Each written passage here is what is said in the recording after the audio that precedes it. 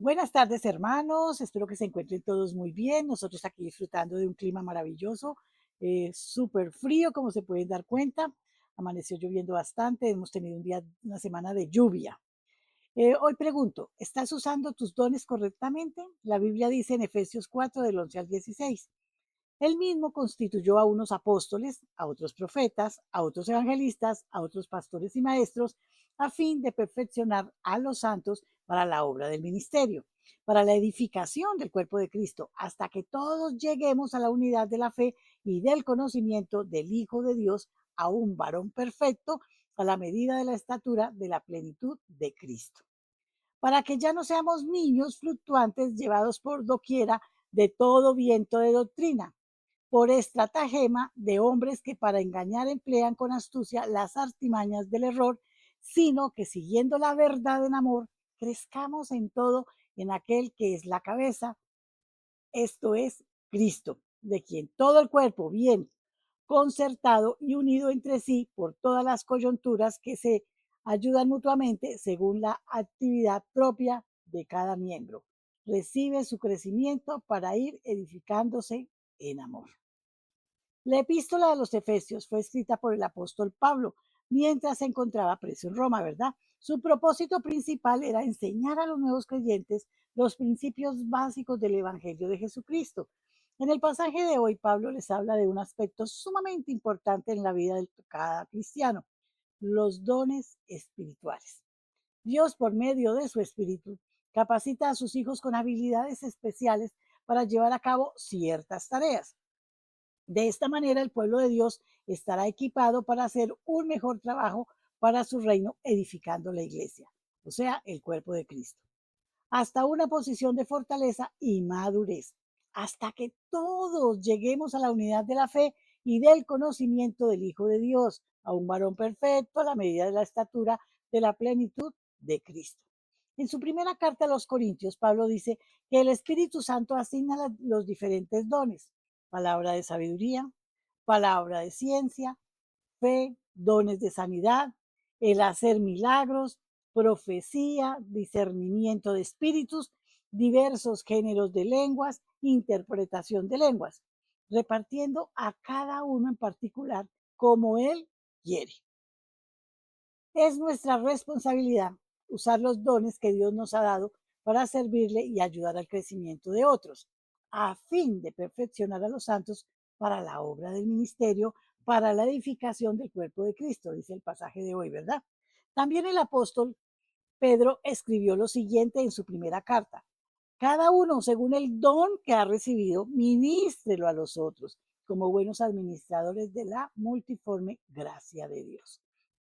Si alguno habla conforme a la palabra de Dios, si alguna ministra, ministre conforme al poder de Dios da, para que en todo sea glorificado por Jesucristo, a quien pertenecen la gloria y el imperio por los siglos de los siglos. Amén.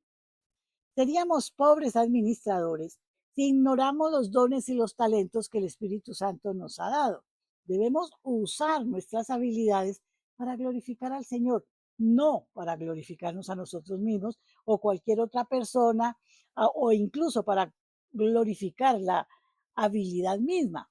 Glorificar a Dios debe ser nuestra meta fundamental al usar los dones que hemos recibido. ¿Tienes habilidad para la música? Compártela con el resto de la familia de la fe. ¿Sientes el llamado de ayudar a otros?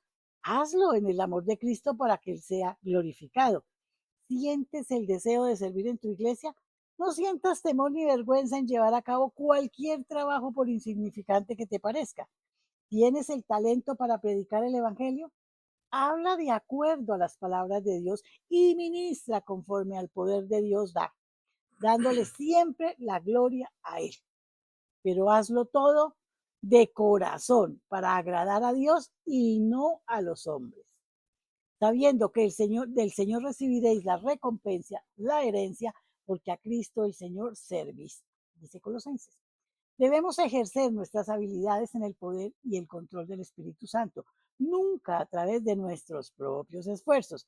Por eso, debemos orar día tras día pidiendo al Señor que nos ayude a identificar los dones que Él nos ha dado y nos capacite para usarlo de manera que su nombre sea glorificado. Vamos a orar. Padre Celestial, te ruego y te doy gracias por usar mis dones y talentos para edificación de tu iglesia y para alcanzar a aquellos que viven en tinieblas y que la luz redentora de tu Hijo Jesús los ilumine. En el nombre de Jesús, amén, amén y amén. Señor, te damos gracias en este día y los dejo en compañía de nuestro amadísimo pastor John Jairo. Amén. Amén. Muy buenas tardes a todos, hermanos. Es un honor, un privilegio de parte del Señor poder compartir su palabra, poder predicar su palabra, poder enseñar su palabra. Pero también es un gran privilegio que usted esté ahí escuchando.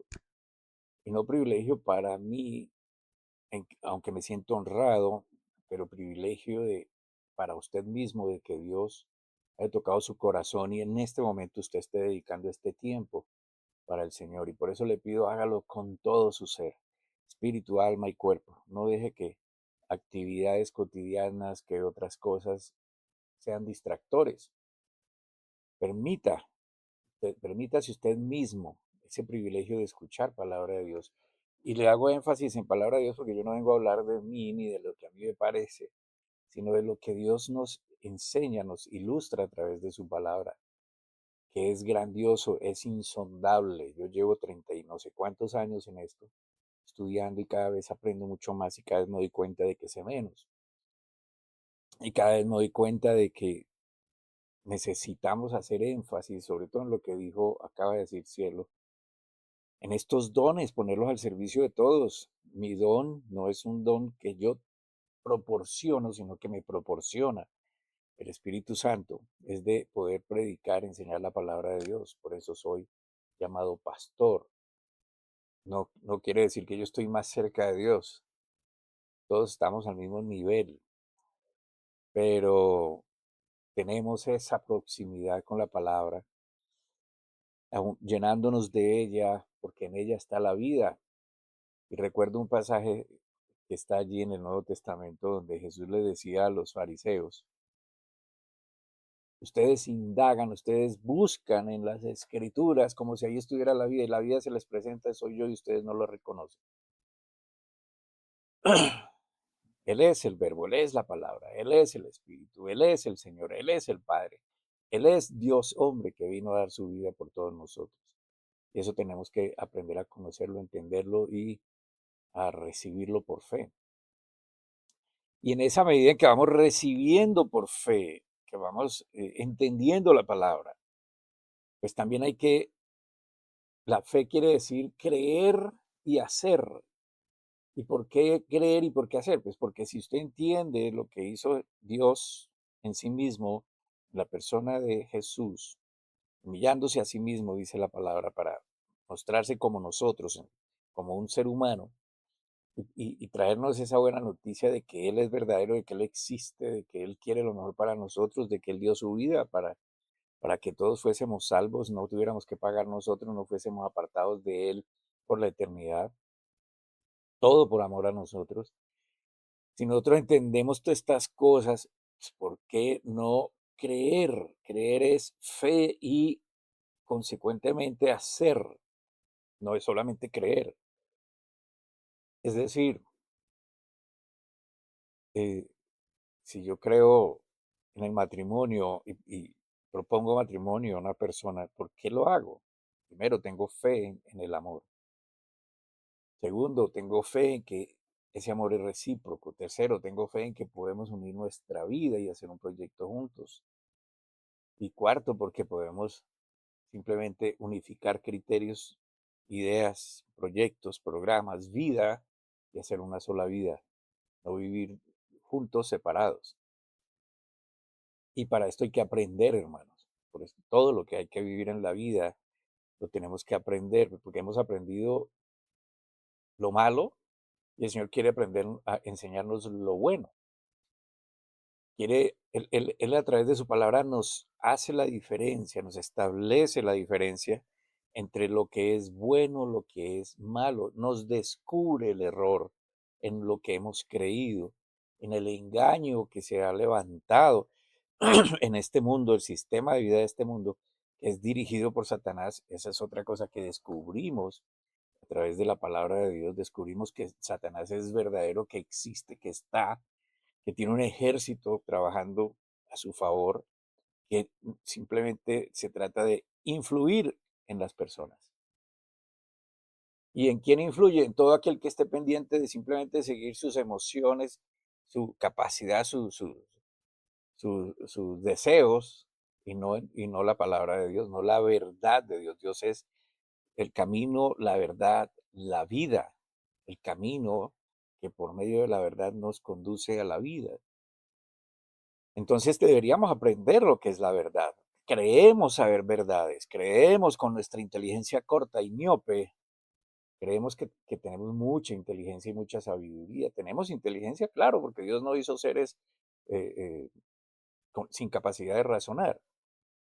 Él creó humanos, a distinción de todos los demás, de todo lo demás creado, creó humanos con capacidad de razonar para él poder comunicarse con nosotros a través de nuestra inteligencia y llenarnos de su sabiduría, para que aprendamos a usar esa inteligencia de la manera correcta y nos vaya bien. Entonces, cuando no nos va bien, cuando estamos siguiendo modelos, cuando tenemos que acudir a estrategias que no son buenas, oscuras, eso se llama corrupción en nuestro país, sobre todo, tal vez en este lado del mundo, que estamos tan acostumbrados a que todo es por debajo de la mesa, pues eso se llama corrupción y estamos acostumbrados y creemos que eso es lo correcto. Resulta que estamos haciendo mal.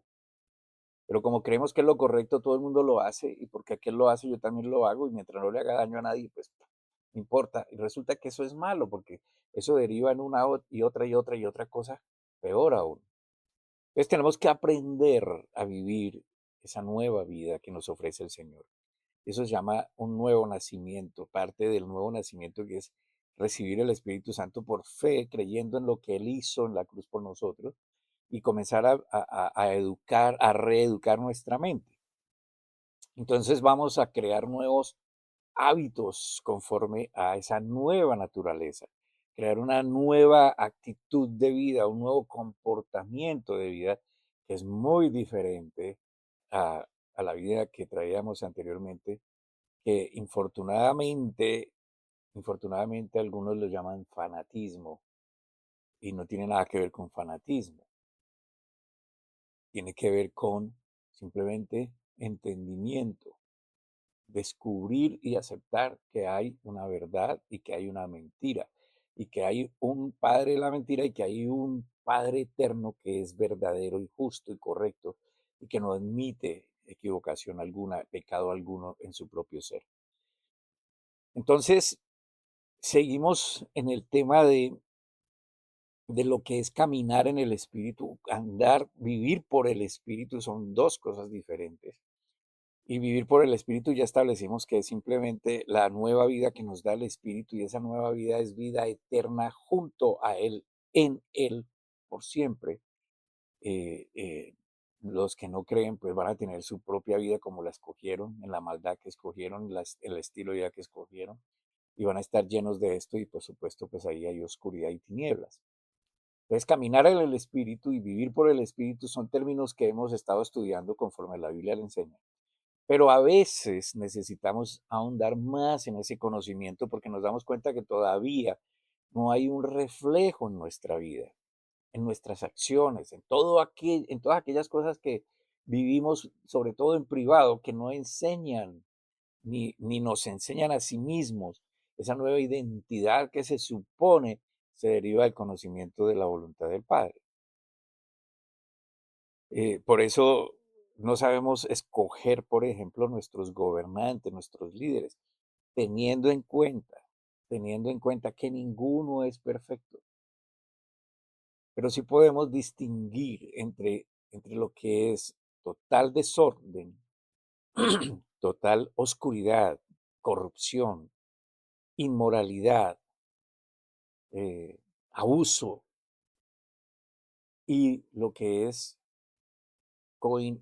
coinonía, vivir en armonía, vivir o tratar de hacer lo mejor, vivir de la mejor manera. Obviamente, aquí tenemos que rescatar cuál es el deber del gobierno y cuál es nuestro deber. El gobierno no se convierte en nuestro padre. Él no es quien nos va a solucionar todas las cosas. El gobierno es quien va a tratar de orientar las políticas, de organizar la economía de un país, de orientar el rumbo, pero cada uno tenemos un Padre eterno quien nos provee, quien nos ayuda, quien nos alienta, quien nos dirige. Entonces, cuando la gente tiene que escoger, no saben cómo escoger, sencillamente porque no tienen el conocimiento de lo que es malo y de lo que es bueno. Es decir, voy a hacer claridad en eso. Tenemos el conocimiento de lo que es malo, claro, porque lo vivimos. Lo ejercemos. Es una práctica continua en la vida. Hay violencia, hay especulación, hay robo, hay inmoralidad, hay eh, aceptación de cualquier cosa, hay denigración, hay tergiversación del orden divino de Dios. Entonces lo sabemos aunque no somos conscientes.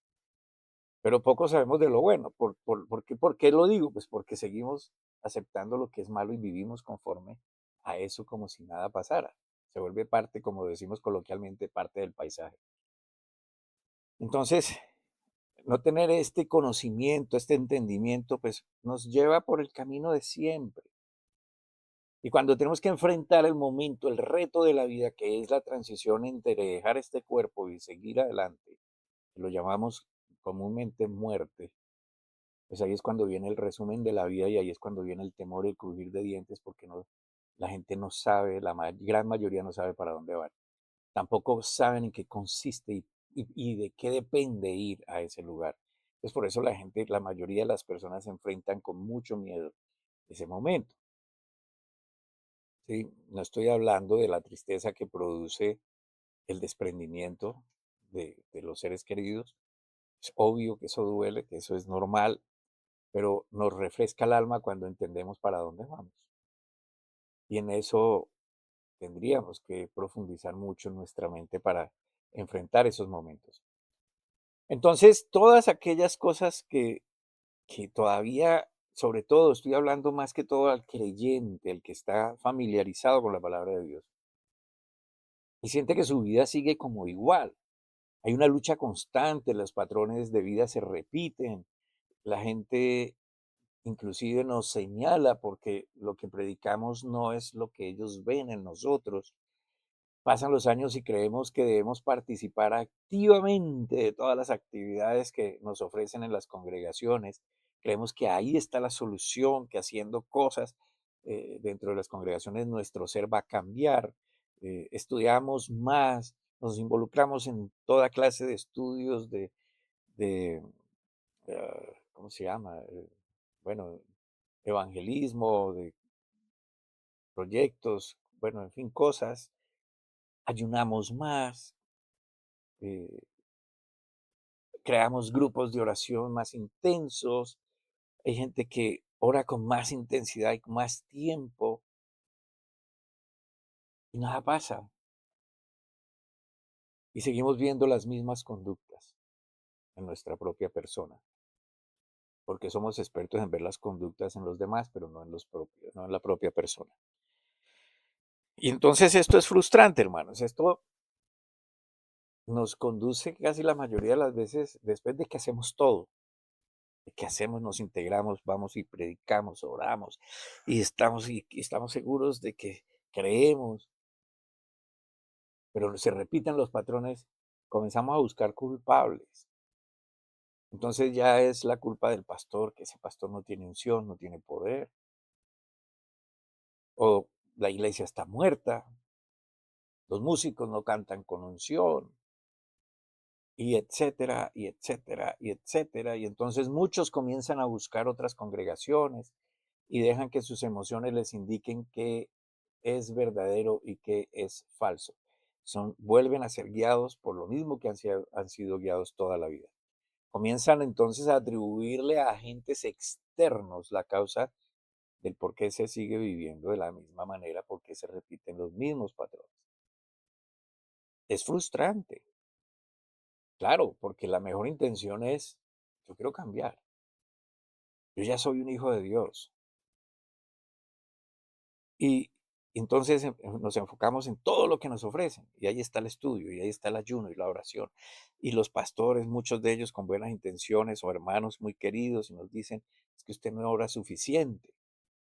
Es decir, como que a lo que hizo Jesús en la cruz le falta algo, usted tiene que orar. A lo que hizo Jesús en la cruz le falta que usted ayune.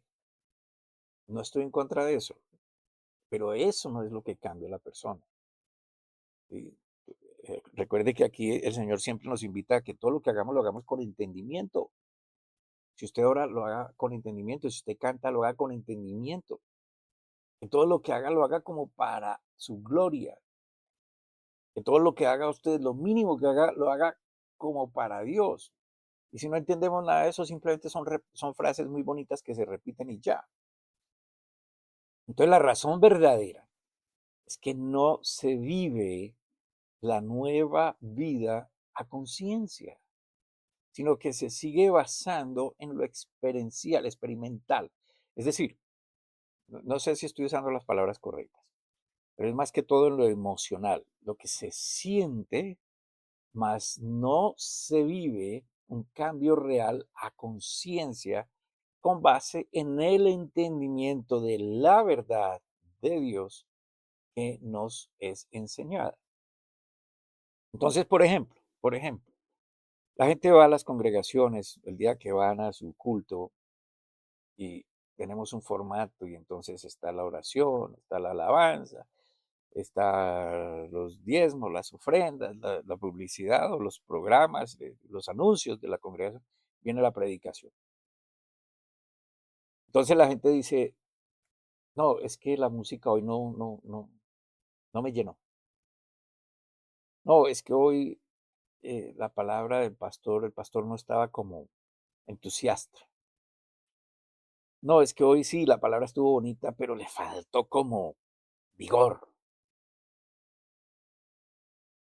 Entonces, fíjense, todo esto es emocional. No, es que hoy no sentí la presencia del Espíritu Santo. Todo esto está basado en lo emocional, en lo que se siente a través de los sentidos, más no en lo que se entiende de la enseñanza de la palabra. Y ese era precisamente el problema de los fariseos. ¿Quiénes eran los fariseos? Eran conocedores de la ley. Ellos conocían todo lo del Viejo Testamento. Conocían los 5 libros escritos por Moisés, los 5 primeros, el Pentateuco, la ley, los profetas, salmos, proverbios. Todo esto lo dominaban y lo enseñaban. Eran expertos en la ley.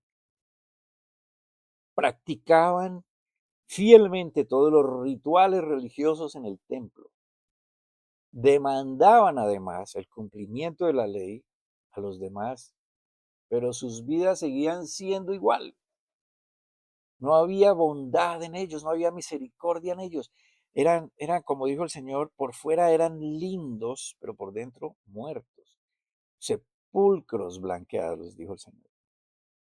Entonces, lo que ellos estaban haciendo era una apariencia, una experiencia con base en los sentidos, en las emociones, mas no un cambio producido por el impacto de la palabra, el entendimiento de la palabra en la inteligencia, en la sabiduría del hombre.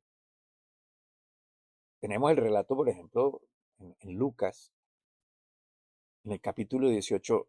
Le invito a que lo lea, no se quede con lo que yo le doy. Y mire usted, Lucas 18 lo va a leer del versículo 9 al 14 y ponga atención a esto, que esto es bien interesante, que aquí hay mucho de qué hablar, pero yo no voy a hablar mucho sobre esto, sino de lo que quiero resaltar. A unos que confiaban en sí mismos como justos y menospreciaban a los demás. Dijo también esta parábola.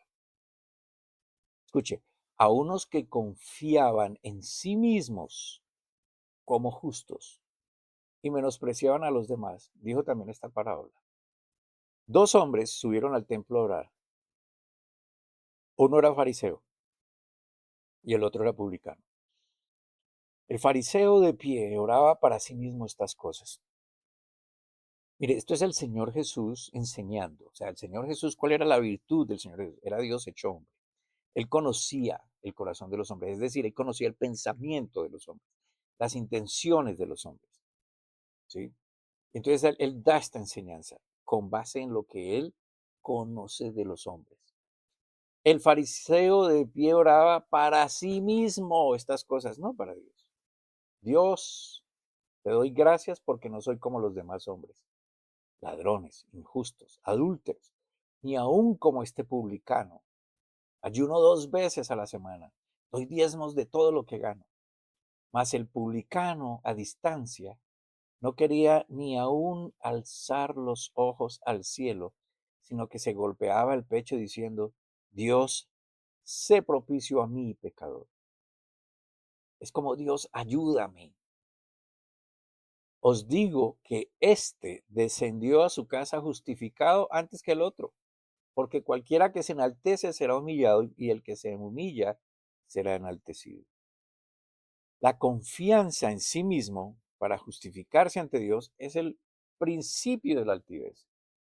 Es cuando yo pienso que yo soy, que yo estoy, que yo perfecto, que yo no necesito, que yo con lo que hago es suficiente, que mis obras, que mis diezmos, que mis ofrendas, que mi vida no necesita de un factor, que yo soy perfecto, que esa es mi justicia. Ese es el principio de la altivez. Menospreciar a los demás es lo que sigue la altivez, porque se cree superior, porque se piensa que no se necesita de nadie, que lo que se hace es lo que es correcto, que no hay necesidad de corrección. Y esto pasa mucho con las personas cuando uno les quiere hablar del Señor Jesucristo. A mí no me hable de estas cosas, yo estoy bien con Dios. No tienen ni idea cuál es la voluntad de Dios. No conocen siquiera la Biblia. Dicen ser cristianos, pero no conocen el libro que enseña a Cristo. Principio de la altivez. Yo estoy bien. Yo no necesito ni siquiera que Dios me enseñe. Siempre piensa que está en el camino correcto y no hay necesidad de arrepentirse de nada. Mucha gente lo expresa públicamente. Dice, yo no me arrepiento de nada en la vida. Yo sí tengo todo de que arrepentirme. Sus obras son las suficientemente buenas, suficientes en todo sentido, para ser bueno, y aun cuando hace algunas cosas que parecen nobles, como el dar el diezmo, no es correcto ante Dios, porque no hay un corazón humilde, sincero, que busca a Dios, sino que es autosuficiente. Sus preceptos, sus tradiciones, sus obras son suficientes para la persona. Y ni siquiera Dios puede enseñarle otra cosa. La necesidad de Dios es intrínseca en cada persona, porque nosotros fuimos creados por Él. Y fuimos creados por Él para Él tener relación con nosotros. Y nos damos cuenta de eso cuando vemos cómo la gente está en esa búsqueda porque tienen vacío de Dios. Y llenan esa búsqueda de muchas maneras, intelectualmente, moralmente, y se desvían a cosas, y colocan su esperanza en esto y en lo otro, en buenas obras, en vicios, en lo que sea. Resulta que eso es vacío de Dios, insatisfacción, y eso es vacío de Dios. Entonces, en contraste, encontramos al publicano, un hombre que entiende que es pecador, que es falible y no tiene justificación ante Dios, que se reconoce lejos de Dios y lo necesita en su vida, necesita su amor, su dirección, su corrección, su providencia en todo sentido. Es muy, hermano, mire, lo digo por mi propia experiencia. Todo ser humano anda en la búsqueda de Dios, pero no lo entiende. Y hay un momento en la vida en que empiezan a buscar con más intensidad cómo llenar ese vacío y se dan cuenta que es algo espiritual, pero no acuden a la fuente, que es el creador, sino que acuden a cualquier doctrina. Y los que acuden a buscar del Dios de la Biblia Están tan aferrados a sus conceptos, sus preceptos, sus tradiciones, que difícilmente aceptan lo que dice la palabra de Dios. Eso me pasó a mí. Yo no podía entender que yo estaba equivocado. Yo no podía entender que lo que me habían enseñado en mi casa no fuera correcto. Yo no podía entender que lo que nos habían enseñado a creer no era lo correcto. Me costó trabajo, pero finalmente Dios es grande y poderoso y me hizo entender. Vuelvo, insisto, lo que sea que usted crea, ¿de dónde sale? ¿Cuál es su fundamento? ¿Tiene conocimiento de lo que usted cree? O sea, usted sabe, no porque se lo dijeron, como dijo Job, de oídas te había oído, más ahora yo te conozco. ¿Sí? No porque se lo dijeron, usted sabe de dónde se desprende su fe. Cualquier cosa, lo que sea que usted cree, debe averiguarlo, debe estudiar. Si usted es cristiano, si usted cree en Jesucristo, si usted se postra ante Jesucristo, sabe lo que hizo Jesucristo por usted, sabe lo que Jesucristo quiere de usted, sabe lo que Jesucristo, cuál es la justicia de él, sabe cuál es su moral, sabe cuál es su carácter, sabe su historia, sabe de dónde proviene, sabe quién es, sabe lo que significa. Si no, no tiene ni idea. Es que una fe soportada en algo que usted aprendió por tradición, porque se lo dijeron, porque así fue criado, pero usted no tiene un soporte. Si usted es abogado, si usted es economista, si usted es médico, si usted es ingeniero, si usted es ama de casa, si usted es un mecánico, tiene que tener un fundamento para hacer eso. Y eso es conocimiento, eso es entendimiento. Puede que no haya estudiado, hermano, pero la propia experiencia, en el caso de un mecánico, por ejemplo, una persona que estuvo ahí todo el tiempo viendo cómo se hizo, de dónde, le explicaron, aprendió, tiene entendimiento. Entonces, podemos estar en la vida en cualquiera de esas dos posiciones, como la del fariseo o la del publicano, y creer que estamos bien ante Dios, pero no hay cambio.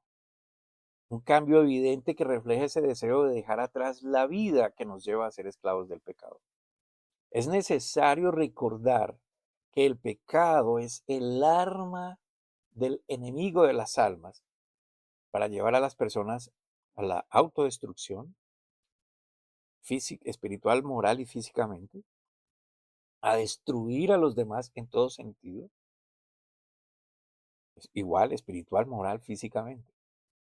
El pecado fue derrotado en la cruz por nuestro Señor y le pido que note el énfasis que hago en la palabra Señor, porque no es solamente acogernos a un Salvador, sino también a su señorío. Es decir, la Biblia en el Nuevo Testamento, desde Jesús en adelante, fue escrita y se reprodujo todo esto en el primer siglo. Recuerde que Jesús dividió la historia. La característica principal de esa social de ese tiempo era que el Imperio Romano estaba gobernando allá en esa parte del mundo. Entonces se usan términos que la gente conocía en ese tiempo. Señor, ¿a quién se le decía señor? A los amos, a los que tenían esclavos. Ellos eran señor. Por eso Pablo dice, yo soy esclavo de Jesucristo. ¿Por qué? Porque ellos entendían muy bien lo que significaba esto, lo que esto involucraba. Un señor y un esclavo. El esclavo depende en todo de su señor, obedece en todo a su señor, su voluntad no importa. El señor le dice lo que es. En este caso estamos hablando de el Señor de señores. Estamos hablando de Dios Padre Todopoderoso. Estamos hablando del que nos creó, del que quiere lo mejor para nosotros. Estamos hablando del que por amor murió en la cruz para que nosotros fuésemos salvos. Estamos hablando del Señor que resucitó y ahora gobierna por encima de todo principado y potestad. Entonces, en ese término, el Señor, cuando yo digo Señor, estoy hablando de Él es mi amo, Él es mi dueño, Él es quien me dice lo que es bueno en ese contexto de Dios. Él es quien me guía por el camino de la verdad, de la justicia, de lo verdadero y de lo correcto. Él es quien me amó, Él es quien dio su vida por mí. Él es a quien le creo, Él es el que quiere lo mejor para mí. Entonces yo lo que estoy haciendo al decir Señor es reconociendo intrínsecamente que Él es dueño de mi vida, quien me enseña cómo vivir para vivir la vida que me ofrece desde ya, no esperando solamente la vida eterna. Y es una vida buena, agradable y perfecta. Por eso la expresión de Pablo en Gálatas 2:20 al decir, y ya no vivo yo, sino Cristo vive en mí, y lo que ahora vivo en la carne, lo vivo por la fe de Dios. El Hijo, esa es la fe de Dios, el Hijo, quien me amó y se entregó a sí mismo por mí. Entonces, Pablo, ¿qué es lo que está diciendo? Pablo muere a la persona que era antes y nos enseña la razón para hacerlo. Lo que vivo en la carne lo vivo por la fe de Dios, el Hijo, quien me amó y se entregó a sí mismo por mí. La razón para él no creer más en lo que él era y hacía y entendía, sino vivir para lo que el Señor ahora le dice, le enseña y entiende. Entonces, ese que era yo ya no sirve, ya no vive. Entonces, ¿qué dice? Pablo decidió en plena conciencia de su forma de vivir, que no era lo que quería seguir viviendo. Por eso decidía matar todo lo aprendido antes para comenzar a vivir de manera diferente, solo porque entendió el amor de Dios sobre su vida y a tal punto que su confianza era plena de lo que hizo Jesús en la cruz por él, porque le enseñó ese amor tan grande y quiso morir en la cruz para salvarlo. Entonces Pablo comprende que su justicia, su racionalidad, su entendimiento, su amor no eran correctos. Lo llevaron por un camino por el cual hasta determinar la muerte de otros hizo. Entendió que eso no era lo que Dios quería de él, que ese camino era autodestructivo y destructivo para los demás. Comenzó a negarse a sus propias pasiones y deseos, a su propio razonamiento, a sus propias determinaciones, y comenzó y lo hizo, declarando la fe en la enseñanza que estaba recibiendo de parte del Espíritu Santo. A ese entendimiento, a esa práctica es que el creyente debe llegar. Ahora, entienda esto, no es una batalla que se debe librar para ganar. No es algo que se tiene que producir. Es una victoria que se tiene que recibir. Es algo que se activa por fe, sostenida en lo que dice la palabra, que fue lo que se hizo en la cruz. Se convierte en una declaración de fe en lo que pasó en la cruz. Por eso hay que entenderlo, conocerlo. Y es un ejercicio diario, espiritual, usando la palabra de Dios, que por supuesto, pues hay que conocerla, recordándole a la propia mente que esa es la nueva realidad de la vida del que ha creído a Dios, no en Dios. Mire, cuando activamos la palabra de Dios, cuando se toma esa posición de fe, vemos los resultados. Por ejemplo, usted va a Romanos capítulo 6, versículos 6 al 7. Romanos 6, versículos 6 al 7. Una cosa es clara. Antes éramos pecadores, pero cuando Cristo murió en la cruz, nosotros morimos con Él. Así que el pecado ya no nos gobierna. Al morir el pecado, perdió su poder sobre nosotros. Ahora, esto hay que entenderlo de la manera en como Dios nos lo está dando, por lo que pasó en la cruz. Si usted se concentra ahora, después de leer esto, en usted, obviamente esto no le va a servir. Porque o usted le cree a Dios o usted se cree lo que usted ve, siente, oye, percibe de usted mismo. Entonces aquí Pablo nos está diciendo, antes éramos pecadores, pero usted ve el pecado.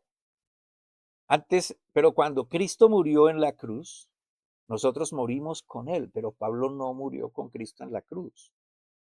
Así que el pecado ya no nos gobierna. Entonces, esto es lo que nos está revelando la palabra de Dios.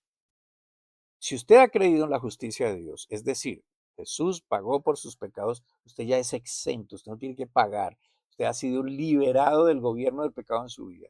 Si usted entiende eso y lo recibe, esta es la declaración, esta es la revelación de Dios para usted. Usted tiene la capacidad de creerlo o no creerlo. Pero si usted no lo cree, usted sigue basándose en lo que usted ve de sí mismo. Yo soy pecador, yo fallo, yo no tengo alternativa, yo no puedo nada, yo no sé qué. Pues obviamente usted no está recibiendo lo que hizo Jesús en la cruz. Pero si usted recibe lo que hizo Jesús en la cruz, entenderlo es renovar el entendimiento. Entonces, ¿cómo se hace? Yo antes era pecador. Usted no está diciendo una mentira, usted no está siendo hipócrita, usted está declarando la verdad de Dios sobre su vida, como Dios lo ve ahora. Yo antes era pecador. Yo morí junto con Cristo en la cruz. El pecado ya no me gobierna. El pecado perdió su poder sobre mi vida. Estoy usando esta palabra personalizada ahora con base en la justicia de Dios, con base en la verdad de Dios. Entonces, aquí están los dos caminos. Usted escoge el camino suyo o el camino de Dios.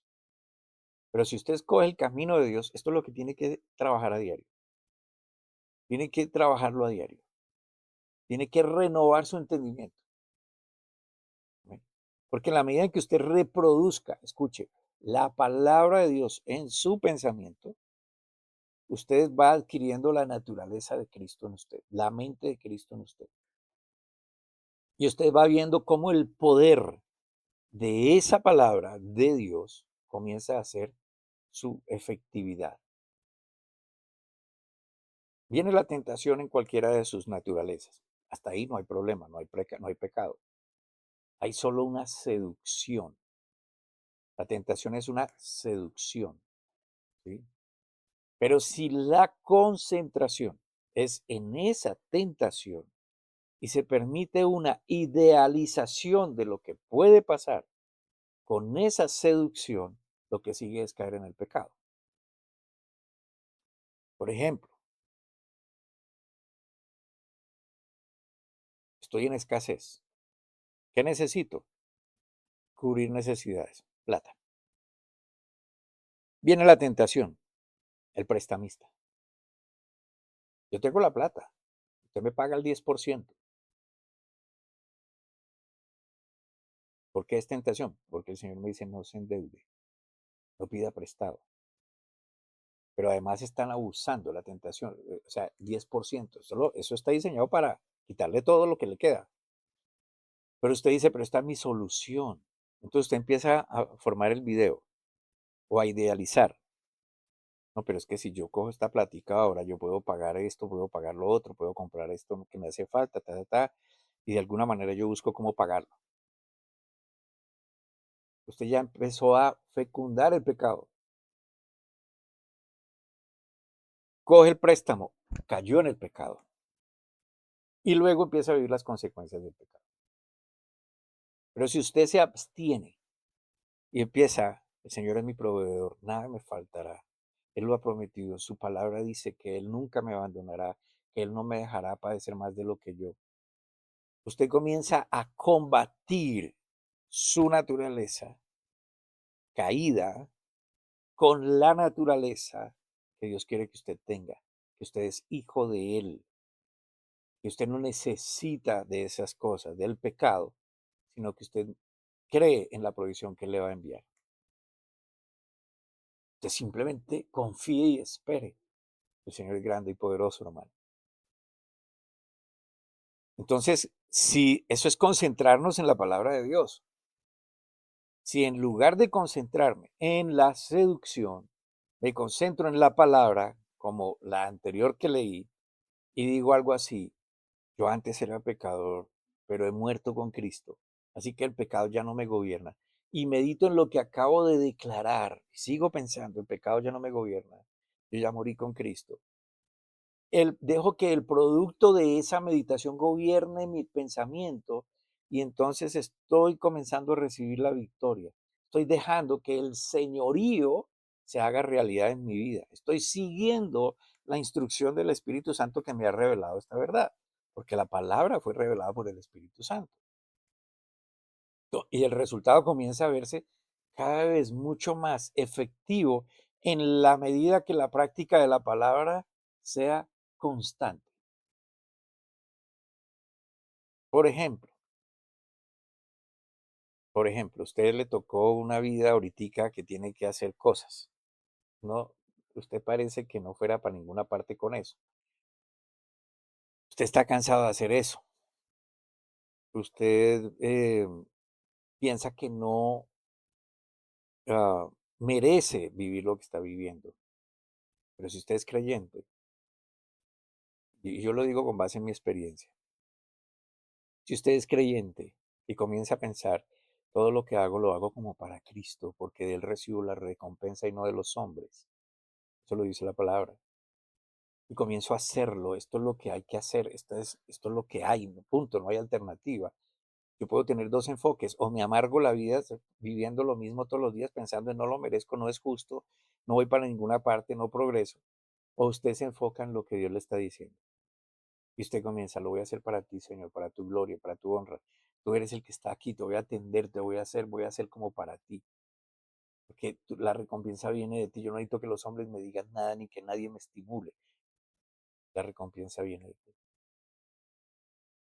Entonces, si yo hago esto constante, las ataduras se rompen, las fortalezas se caen, los patrones que se veían imposibles de romper comienzan a perder fuerza. Y no por la fortaleza propia de la persona, sino porque se camina en la palabra de Dios, que es palabra de poder. Hebreos capítulo 4, versículo 12. Hebreos 4:12, porque la palabra de Dios es viva y eficaz, más cortante que toda espada de dos filos, y penetra hasta partir el alma y el espíritu, y a las coyunturas y los tuétanos, y discierne los pensamientos y las intenciones del corazón. Porque la palabra de Dios es viva y eficaz, es poderosa. Porque si yo uso la palabra de Dios, no estoy usando mi fuerza, yo uso la palabra de Dios, estoy usando el poder de Dios en mí. Entonces tenemos la palabra, entendemos lo que dice, pero la fe en la palabra es lo que nos corresponde hacer. Eso quiere decir que si la tenemos, la conocemos, la entendemos, la usamos sobre nosotros mismos en todo momento, esa es nuestra responsabilidad, no la de Dios, porque son precisamente las armas que nos ha dado para que venzamos sobre lo que ya se logró para nosotros en la cruz por Él, pero debemos usarlas. Como dice Colosenses capítulo 3 versículo 5. Haced morir, pues, lo terrenal en vosotros: fornicación, impureza, pasiones desordenadas, malos deseos, avaricia, que es idolatría. Note que es un mandato activo, es un continuo haced morir, algo que cada persona debe hacer todo el tiempo, no algo que sucede pasivamente, sin darse cuenta. Por eso esta escritura complementa perfectamente con lo que ya hemos visto anteriormente, ahí en Gálatas capítulo 5, versículo 24. Pero los que son de Cristo han crucificado la carne con sus pasiones y deseos. Eso es crucificar la carne. Es dominar, es, es, es sacrificar esos deseos y pasiones activamente. No es el esfuerzo propio, sino usar la palabra de oración sobre lo que ya está hecho y que encontramos escrito en la palabra, lo cual requiere de una decisión consciente para ponerse de acuerdo con lo que Cristo hizo en la cruz, negando, darle la oportunidad a la carne para que domine. Esto es lo que la Biblia denomina como transformación o conversión o renovación del entendimiento, que también puede denominarse arrepentimiento. Es cambiar un pensamiento que lleva en una dirección comandado por las pasiones y los deseos, para traer otro que me lleva en la dirección que Dios me señala, que es buena, agradable y perfecta para mí, porque proviene del Espíritu de Dios, quien ha revelado la palabra. Es entonces cuando la siguiente escritura cobra suma importancia y sentido, las siguientes escrituras. En Juan, por ejemplo, capítulo 14, versículo 26. Juan 14, 26, más el Consolador, el Espíritu Santo, a quien el Padre enviará en mi nombre, y ya lo envió, Él os enseñará todas las cosas y os recordará todo lo que yo os he dicho. O la segunda carta a Timoteo, capítulo 3, versículos 16 al 17. Toda la escritura, toda la escritura es inspirada por Dios y útil para enseñar, para redarguir, para corregir, para instruir en justicia, a fin de que el hombre de Dios sea perfecto, enteramente preparado para toda buena obra. Piense en esto desde ya y comience, si no lo ha hecho, a usar la palabra de Dios y a usarla como la herramienta que edifica, que forma identidad como hijo de Dios, que corrige y va revelando la voluntad de Dios para la vida de sus hijos. Bueno, hermanos, voy a continuar con este tema apasionante el próximo sábado con Dios mediante. Espero verlos acá. Bueno, espero que se conecten. Y como siempre, si tiene alguna inquietud, escríbanos. Aquí está nuestro correo. Aquí en esta página de YouTube nos puede encontrar nuestros videos que hemos dejado ahí guardados. Y si nos quiere ayudar a seguir adelante, esta es la manera de hacerlo. Agradecemos mucho a las personas que nos siguen colaborando. Yo sé que el Señor va a multiplicar y los va a guiar por el camino de la verdad para que sus esfuerzos personales sean realmente provechosos en su vida. Damos gracias a Dios una vez más por su palabra, por su vida. Nos unimos en oración por la gente que está sufriendo, sobre todo en Venezuela. Creemos y confiamos en que todas las cosas ayudan para bien a los que amamos a Dios. Y seguramente en medio del dolor muchos podrán voltear a mirar a Dios. El Señor los guarde, que el Señor los guíe en su palabra, que usted tenga la determinación de buscar de Él y de hacer como Él dice. En el nombre de Jesús. Amén.